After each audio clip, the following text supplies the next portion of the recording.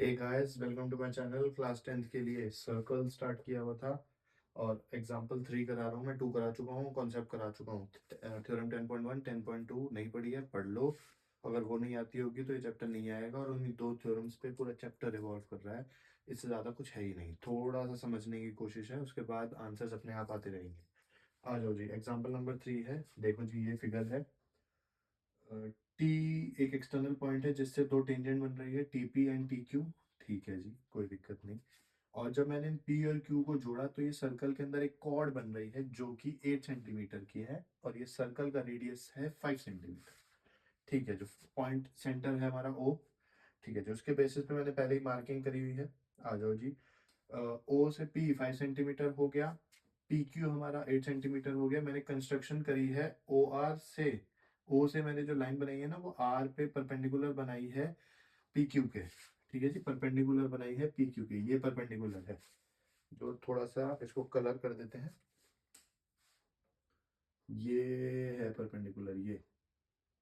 क्योंकि इस फिगर में बहुत सारे परपेंडिकुलर्स हैं, इसीलिए आपको ये ध्यान रखना है। अगर उस तरफ परपेंडिकुलर है तो इस तरफ भी होगा। इन दोनों परपेंडिकुलर्स का ध्यान रखें। आ जाओ।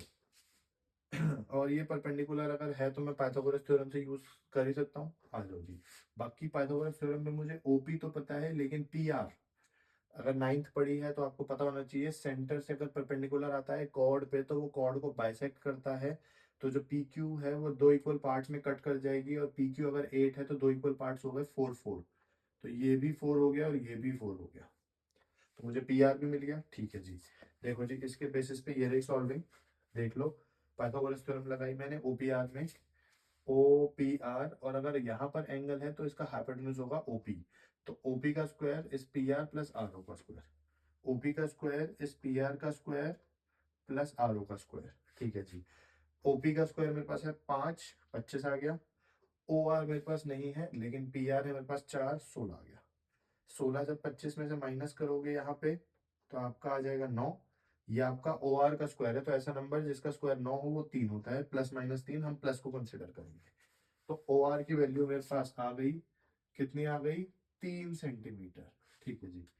और पी आर तो मेरे पास P R equal R Q equal 4, ये भी मैंने निकाल ली थी थ्योरम 9th की। उसके बेसिस पे सॉल्व कर ली थी मैंने। Line from the centre to the chord bisect the chord, ये सेम एग्जैक्ट लाइन है। देख लेना, लिख भी ले लो, कोई दिक्कत नहीं है। आ जाओ, इसके बेसिस पे ध्यान से देखो, ये भी राइट बन रहा है। लेकिन अभी हमने 10.1 में पढ़ा है कि अगर सेंटर से कोई लाइन टेंजेंट पे टच करती है वो भी 90 होती है। तो इसके बेसिस पे तो यहाँ ये भी 90 बन रहा है, ये वाला दिख रहा है ना, ये सेंटर से जा रही है, टेंजेंट पे टच हो रही है ये लाइन, तो ये भी 90 बन रहा है। तो इसके बेसिस पे तो ओ पी टी बी जो हमारा है वो राइट ट्राइंगल है, पाइथागोरस वहां भी लग सकती है। 90 यहाँ है तो ये हमारा हाइपोटेन्यूज होगा ओटी। तो ओपी का स्क्वायर प्लस पीटी का स्क्वायर हो गया ओटी के स्क्वायर के इक्वल। ठीक है जी। इसके बेसिस पे मैंने यहाँ पर जो पीटी है इसको एक्स ले लिया है और जो टी आर है इसको वाई ले लिया है। क्या लेट किया है मैंने? P T is equal to X and T R is equal to Y centimetre, यहाँ भी और यहाँ भी। ठीक है जी। इसके बेसिस पे ही सारी सॉल्विंग आगे हमें करनी है। आ जाओ। ये मैंने लिख लिया है यहाँ पे, यहीं तक लिखा है क्योंकि आगे मैं अभी सब्स्टिट्यूट करूंगा। मुझे तीसरा ट्राइंगल भी सॉल्व करना है, कौन सा? पी आर टी वाला। आ जाओ जी।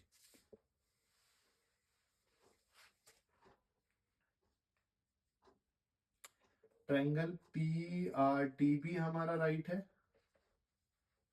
ये बन रहा है ना, देखो मैंने मार्क किया हुआ आपके लिए, आर पे बन रहा है तो हाइपोटेन्यूज ये रही सामने। तो पी टी का स्क्वायर हो गया पी आर का स्क्वायर प्लस आर टी का स्क्वायर। ठीक है जी। पी टी मेरे पास है नहीं तो ठीक है, X square is equal to P R है मेरे पास 4, that is 16, plus R T नहीं है, वाई है एज इट इज, तो वाई डाल दिया। अगर यहाँ तक पहुंच गए तो बहुत इजीली हो जाएगी सॉल्विंग। ये देखो, ये दो इक्वेशंस हैं, इन दो इक्वेशंस को उठाकर हमें सॉल्विंग करनी है। आ जाओ, इसके बेसिस पे थोड़ी सी सॉल्विंग जल्दी जल्दी करेंगे। आ जाओ। x की जगह मैंने ये पूरी वैल्यू डालनी है यहाँ पर, x की जगह। तो आ जाओ, 25 प्लस 16 प्लस वाई का square is equal to 3 plus Y का होल स्क्वायर। यहाँ पर a प्लस बी के होल स्क्वायर की आइडेंटिटी लगा देना। तो 16 और 25 41 plus Y square is equal to 9 plus Y square plus 6y। Y square से वाई स्क्वायर गया, ये 9 इधर ले आओगे तो 41 माइनस 9 आप माइनस करोगे, और जो इसका 6 है मल्टीप्लाई में वो यहाँ डिवाइड में आ जाएगा। ये y की वैल्यू निकल के आ जाएगी, दैट इज 32 अपॉन में 6, ये आ जाएगा 16 अपॉन में 3 सेंटीमीटर। ठीक है जी, y की वैल्यू मेरे पास निकल चुकी है। ठीक है, लिख लेते हैं यहाँ पे y is equal to 16 upon में 3 सेंटीमीटर। आ जाओ अब अगर आप यहाँ पे ध्यान से देखें इस इक्वेशन में y की, तो अगर मैं वैल्यू डाल दूं तो x ही तो बचेगा।